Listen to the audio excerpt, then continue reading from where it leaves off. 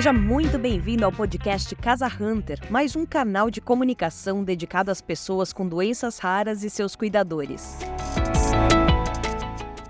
Os direitos humanos incluem o direito à vida, à liberdade, ao trabalho, à educação e à moradia. Segundo a Organização das Nações Unidas, eles são fundados no respeito pela dignidade e pelo valor de cada pessoa. A Agenda 2030, criada pela própria ONU, tem como missão combater as desigualdades, construir sociedades pacíficas, juntas e inclusivas, protegendo os direitos humanos e criando condições para um crescimento sustentável. Essa agenda se fundamenta na Declaração Universal dos Direitos Humanos, tratados internacionais, Declaração do Milênio e os resultados da Cúpula Mundial de 2005. Um dos pilares fundamentais para a igualdade é ter acesso à educação, com oportunidades e igualdade de condições de aprendizagem ao longo da vida para as pessoas que vivem com uma doença rara. Essa agenda é um plano de ação para as pessoas, para o planeta e para a prosperidade, buscando fortalecer a paz universal com mais liberdade e igualdade. Nosso convidado para falar sobre o tema é o professor Evandro, que ministra aulas de inglês e literatura na UFRJ, além de ser poeta e pai do Dante. Temos também a Silvana Drago, assessora técnica da Secretaria Municipal da Pessoa com Deficiência e Mobilidade Reduzida. Evandro, vamos começar com você? Conta pra gente sobre o seu trabalho e como foram os primeiros sinais que o Dante deu em relação à doença. Olá, bom dia. Meu nome é Evandro. Eu sou professor de inglês e de literatura no CAP do UFRJ. Sou poeta também e, acima de tudo, sou pai do Dante, tá? Que é esse menino, um adolescente já mais bonito do Brasil. E quando o Dante era muito pequeno mesmo, 3 meses, ele apresentou síndrome de West, que nada mais é do que epilepsia infantil, e que pode ser, usando a própria terminologia médica, que é bem dura, pode ser catastrófico. Dependendo do número de crises que a criança vai ter, pode trazer complicações.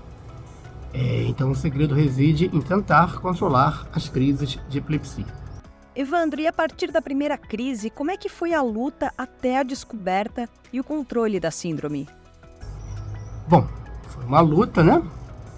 E as crises foram debeladas. Ele toma remédio até hoje para isso. E ele não apresenta algumas crises focais, que não chegam nem perto do que é realmente uma crise plena de epilepsia. Ele também teve neurofibromatose 1, tipo 1, que parece também que está razoavelmente controlada. O que ele tem agora é autismo. Dante é autista nível 3, não verbal. Então, eu e a neuropediatra dele acreditamos que ele tem o que seria um autismo secundário, tá? Que ocorreu em decorrência da síndrome de West. Isso é debatível, mas enfim, que ele é autista, isso não há dúvidas.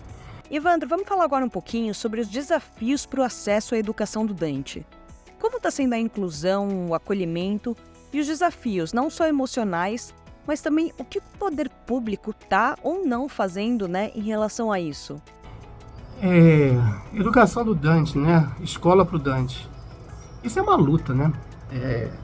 Não é mole, gente. Autismo não é fácil. Sempre que alguém vai falar de autismo e começa a frase dizendo coisas como não, porque autismo é só... Eu já torço o nariz, porque autismo é muita coisa. Mas não é só nada. Autismo nunca é só. Autismo é tudo ao quadrado, ao cubo. É uma luta para ele, é uma luta para mim. E hoje somos apenas só nós dois. Assim, o mais difícil é, em primeiro lugar, encontrar uma escola que acolha o Dante, que aceite e que acolha. Aceitar, porque a lei demanda que assim ou seja, é uma coisa. E mesmo assim, às vezes não aceita, tá? Agora, uma escola acolhedora são outros 500.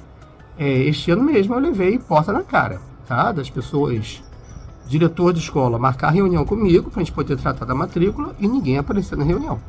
E eu ficar mandando mensagem e ninguém responder. Ou seja, é uma escola que já havia feito isso comigo há uns 5 anos atrás. Agora eu precisei de uma escola novamente e a escola fez a mesma coisa. Um procedimento claramente discriminatório.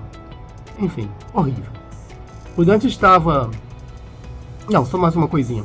Quando você tem um filho, né, neurotípico, você pode escolher a escola que você quer dar para ele, né? Então, eu quero dar uma escola com um perfil confessional, eu quero dar uma escola mais libertária para o meu filho, eu quero que ele estude numa escola pública, não, eu quero que ele estude numa escola particular, eu quero que ele estude na mesma escola que eu estudei. Você escolhe e eu acredito que você quase sempre consiga, né? As disputas entre as escolas pelas matrículas é grande, né? Dá para ver os anúncios que elas fazem no final do ano, no começo do ano e tal.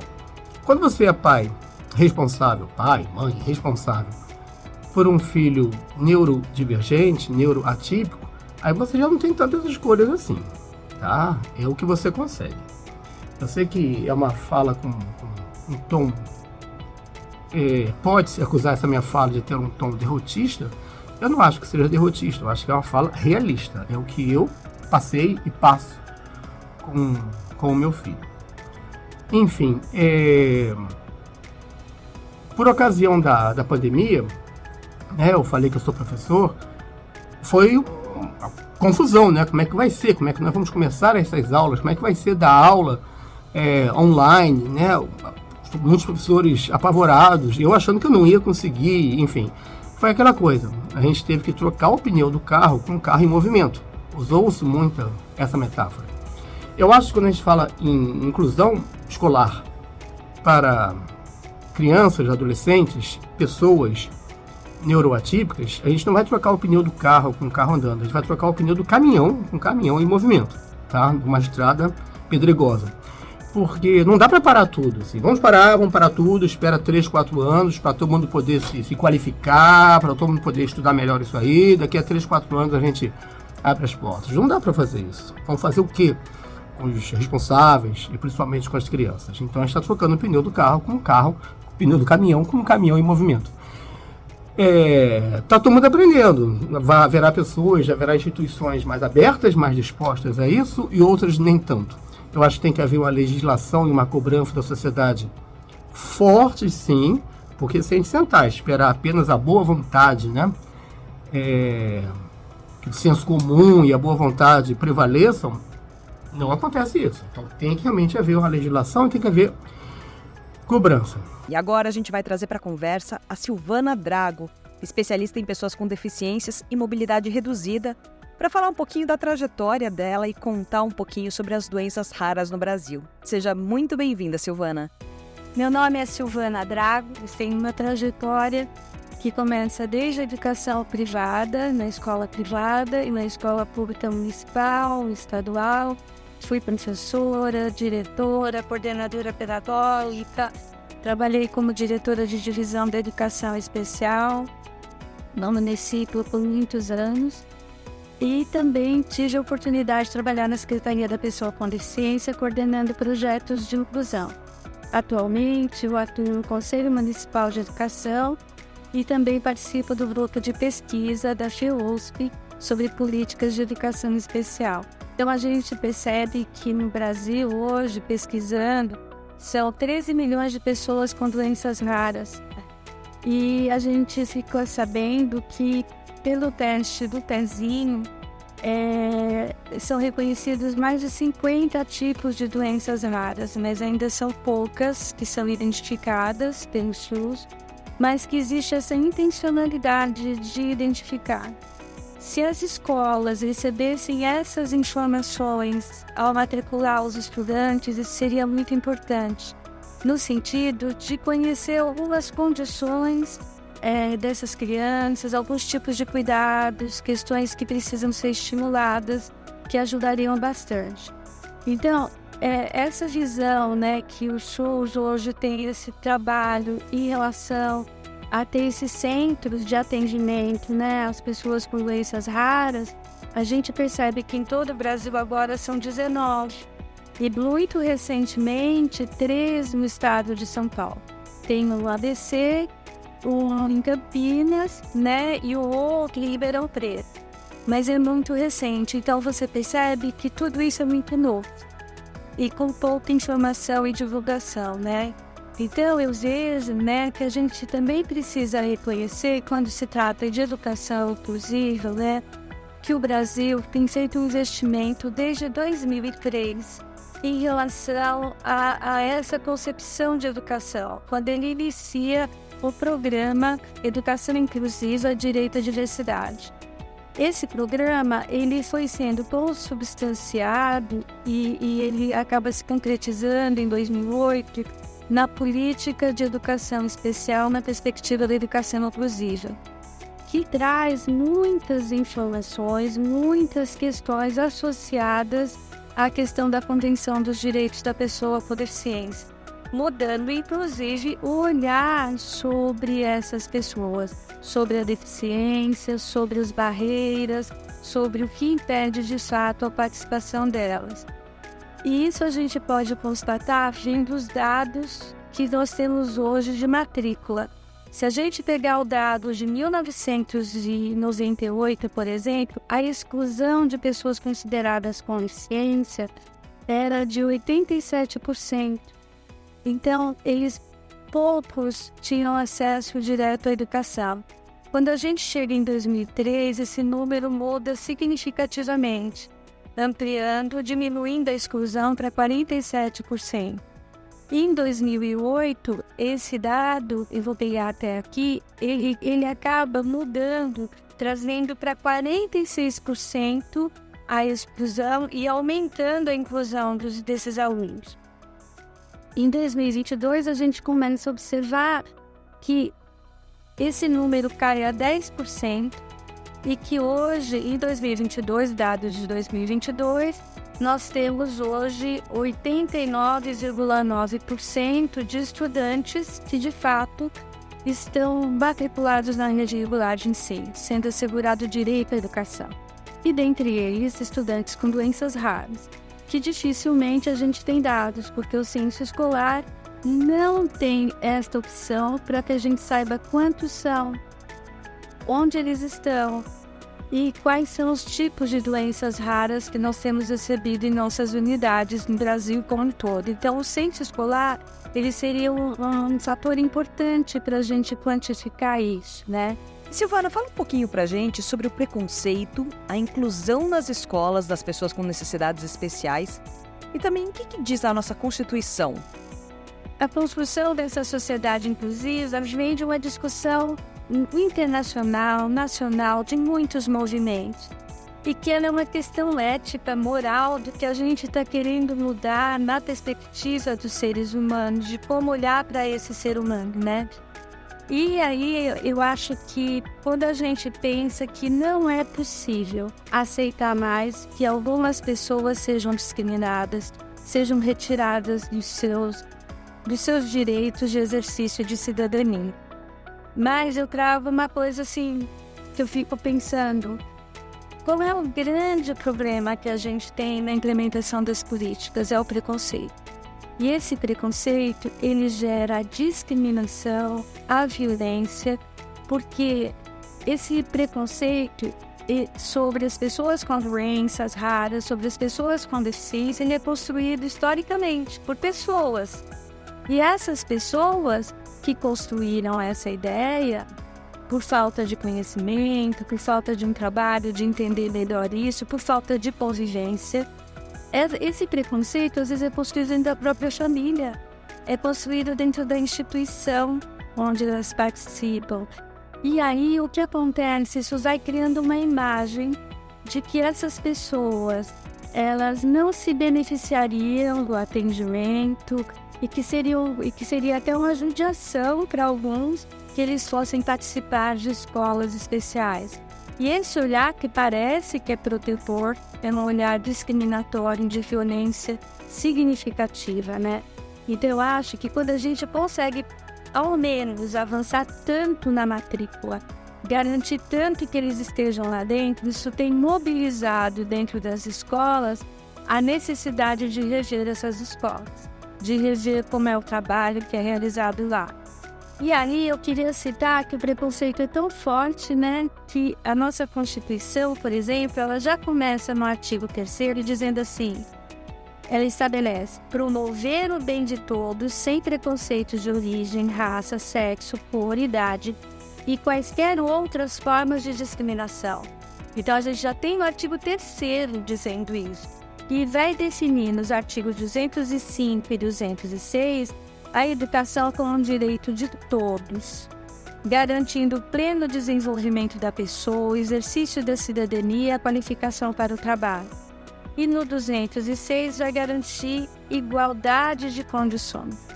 Como ficam os professores nesse cenário, Silvana? Como é que eles enfrentam e se preparam para os desafios no dia a dia? Que o professor de educação especial que vai atuar na escola, é ele o responsável pela criança, como as pessoas não pudessem se responsabilizar, porque tem uma impressão que essa doença, que essa normalidade, essa visão que vem, traz uma insalubridade para o professor trabalhar com as crianças com deficiência. A gente ouve muito isso, que o professor está adoecendo. E às vezes dizendo isso como se fosse por conta da entrada desses estudantes na escola. Então, existem as outras condições. E se não tiver um espaço de discussão aberto para entender quais são os medos, o que eles não conhecem, para pensar novas intervenções, esse discurso ele se mantém. Então, quando uma política é feita, nossa, eu acho que é uma das mais avançadas, que eu considero das que eu li em todo o país. Eu fiz um estudo de vários países que discutiam educação infantil e não tinha nada sobre a questão da inclusão das pessoas com deficiência. Países de referência, com educações consideradas super importantes e relevantes. Parece que o Brasil ele está entrando nisso fortemente, mas tem uma dimensão territorial e uma falta de continuidade, de enfoque na política que vai oscilando. Então, cada vez que sai uma coisa, não, vamos colocar o que é melhor para a mãe, vamos pôr na escola especial, vamos tirar dali, as pessoas parecem que voltam, batem palma como se resolvesse o problema. E o problema da escola não são as crianças com deficiência.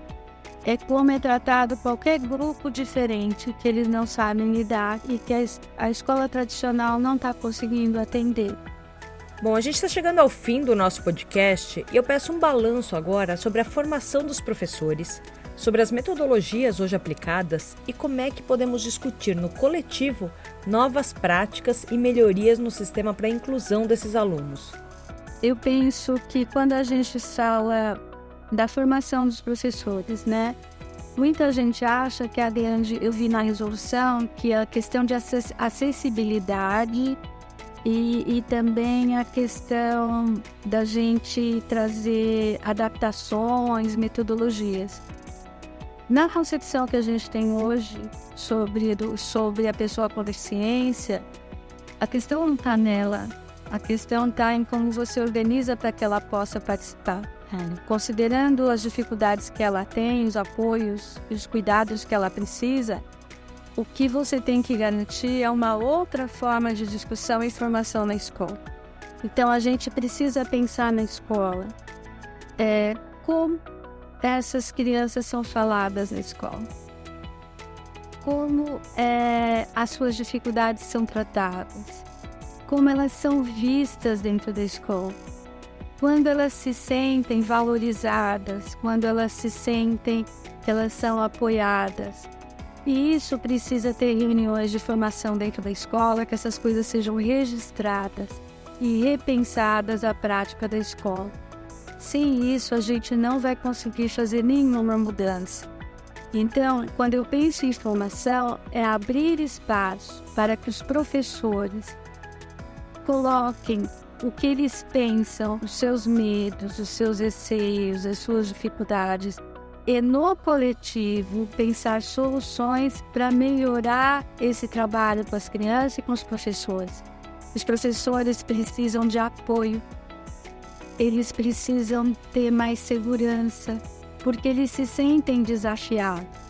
E eles sentindo apoio e trabalhando em conjunto, eles vão buscando soluções importantes. E para mim, uma solução que é super importante, que é uma coisa que o Paulo Freire diz, a gente tem que fazer o inédito possível. A gente não consegue mudar tudo de uma vez, mas existem coisas que a gente consegue ir mudando. E pensar a escola como se todo mundo, a política chegasse, todo mundo fosse conseguir trabalhar do mesmo jeito, isso não existe. Isso não é uma verdade. Cada escola tem suas características, um clima. Cada escola tem um jeito de funcionar, tem conceitos, tem a formação dos professores, o conhecimento, habilidades. Se eu não trabalhar na realidade dessa escola e pensar o que é possível fazer, o que aquele grupo tirar como consenso de melhorar, a gente não vai avançar. Porque se traz um modelo, os professores querem modelos, mas eles não se aplicam, porque aquilo não cabe dentro daquela realidade da escola. Então, a melhor formação que existe, além da formação inicial que vem trazendo mudanças, é a gente trabalhar dentro da escola com a realidade. Quem são os nossos alunos? Olhar para eles, como eles se referem a esses alunos, o que eles sabem desses alunos, como eles têm organizado as estratégias e como o coletivo pode buscar soluções. Eu acho que isso é fundamental. E se a gente for pensar em experiências de outros países, eu não conheço nenhuma experiência na perspectiva da educação inclusiva sobre doenças raras. Eu conheço muitas experiências com acompanhamento clínico dentro de situações segregadas. Até procurei para ver se deve ter alguma coisa, resolver. E eu vejo que nisso o Brasil está avançado. Com o direito da matrícula assegurado, a gente não sabe quantos são, onde eles estão, mas eles estão dentro das escolas. E como a gente vem trabalhando em condições, às vezes, que podem ser melhoradas significativamente. E eu penso que a gente tem, no Brasil, como política, primeiro, de ter uma emenda constitucional que garante o direito à Convenção dos Direitos da Pessoa com Deficiência. A LBI, quando ela traz essa visão de direitos em diferentes áreas, segundo a Convenção, e também ela muda outras leis do direito civil, garantindo que essas pessoas tenham direito à autonomia e também questões garantindo direito ao trabalho. Então eu acho que a gente tem avanços importantes e para mim é assim, quando se escreve uma política, ela vem em cima de uma demanda que a sociedade foi colocando. Só que assim, tem a política que está no papel. Tem a política que as pessoas nem interpretam. O que elas entenderam da política. E tem o que acontece de verdade na escola. E às vezes a gente usa assim, inclusão não existe, é tudo uma falácia. As pessoas dizem isso. E eu acho isso muito injusto. A inclusão existe, eles estão lá dentro. Ela pode estar com uma série de problemas e que nós temos que resolver.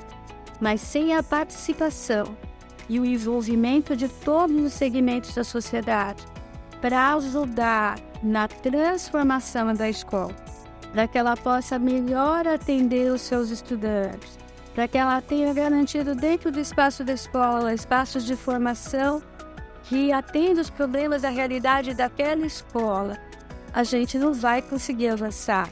E não é transformando a escola num espaço clínico, dizer que essas crianças só podem estar lá se tiver terapeutas, médicos ou outros profissionais.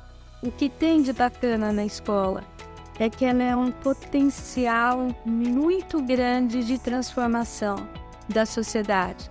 E quando eu me referi a esses alunos, eu fiquei muito feliz, porque como eles tiveram a oportunidade de conviver com pessoas com deficiência, eles já têm uma outra ideia, eles trazem uma série de informações.